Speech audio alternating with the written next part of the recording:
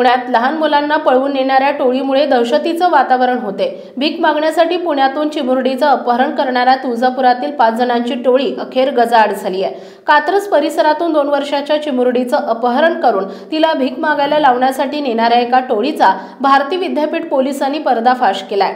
पोलिसांनी धाराशिव जिल्ह्यातील तुळजापूर येथून चिमुरडीची सुखरूप सुटका करत टोळीतील 5 जणांना अटक केली असून यात एका महिलेचाही समावेश आहे। सुनील भोसले, शंकर पवार, शालूबाई काळे, गणेश पवार आणि मंगल काळे अशी अटक करण्यात आलेल्या 5 जणांची नावे आहेत। हे सर्वजण मोतीझरा तालुका तुळजापूर जिल्हा धाराशिव येथील रहिवासी आहेत। मिळालेल्या माहितीनुसार धनसिंग काळे यांनी या प्रकरणी भारती विद्यापीठ पोलीस ठाण्यात तक्रार दिली होती। फिर्यादी धनसिंग काळे हे कात्रज येथील वंडर सिटी जवळ झोपडीबाजा घरात राहतात। त्यांना 4 मुले आहेत, यातील 2 वर्षाच्या 2 जुळ्या मुली आहेत। 25 जुलैच्या रात्री ते गाढ झोपेत असताना त्यांच्या 2 वर्षीय मुलीचं अपहरण झालं होतं। मध्यरात्री जाग आल्यानंतर आपली छोटी लेक सापडत नसल्याचं धनसिंग यांच्या लक्षात आले होते। त्यानंतर त्यांनी झोपेतून मुलीला पळवून नेल्याप्रकरणी भारती विद्यापीठ पोलीस ठाण्यात तक्रार दिली होती।